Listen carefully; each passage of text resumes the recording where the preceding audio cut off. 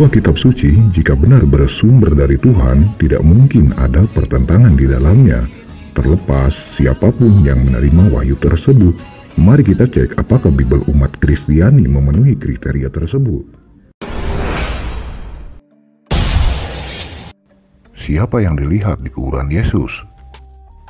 Menurut Matius, seorang malaikat, seperti tertulis dalam Matius 28 ayat 5. Akan tetapi malaikat itu berkata kepada perempuan-perempuan itu, "Janganlah kamu takut, sebab aku tahu kamu mencari Yesus yang disalibkan itu." Salah. Menurut Markus, seorang muda. Lihat Markus 16 ayat 5 sampai dengan 6. Lalu mereka masuk ke dalam kubur dan mereka melihat seorang muda yang memakai jubah putih. Orang muda itu berkata kepada mereka, "Jangan takut, kamu mencari Yesus orang Nazaret yang disalib itu." Masih juga salah, karena menurut Lukas, 2 orang. Seperti tertulis dalam Lukas 24 ayat 3 sampai dengan 4. Dan setelah masuk mereka tidak menemukan mayat Tuhan Yesus, sementara mereka berdiri termangu-mangu. Karena hal itu, tiba-tiba ada 2 orang berdiri dekat mereka memakai pakaian yang berkilau-kilau. Bagaimana menurut Yohanes?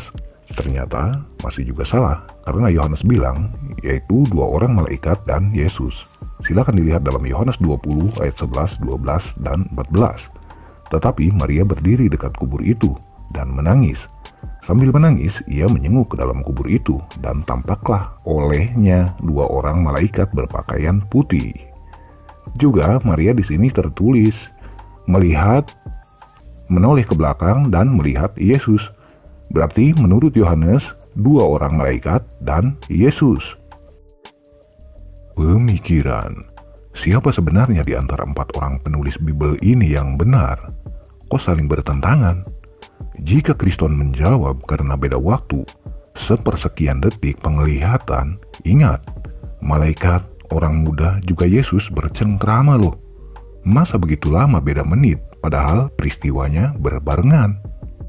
Bahkan ada yang lebih lucu dari pernyataan Yohanes dalam ayat ini tentang perkataan malaikat. Mari kita lihat ayatnya. Yohanes 20 ayat 13. Kata malaikat-malaikat itu kepadanya, "Ibu, mengapa engkau menangis?" Jawab Maria kepada mereka, "Tuhanku telah diambil orang, dan aku tidak tahu di mana ia diletakkan." Ada yang janggal gak? Ayat ini sekaligus membuktikan bahwa kata Tuhan pada Yesus bukan berarti Yesus Tuhan Sang Pencipta. Masa jika Maria tahu Yesus itu Tuhan, masih nanyain Tuhan diambil orang? Dan lagian hebat amat ada yang bisa ngambil Tuhan dan diletakkan di mana saja.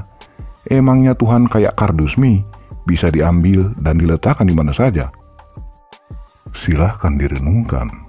Fakta memang pedih. Dukung kami terus dengan cara share, like, and subscribe. Terima kasih.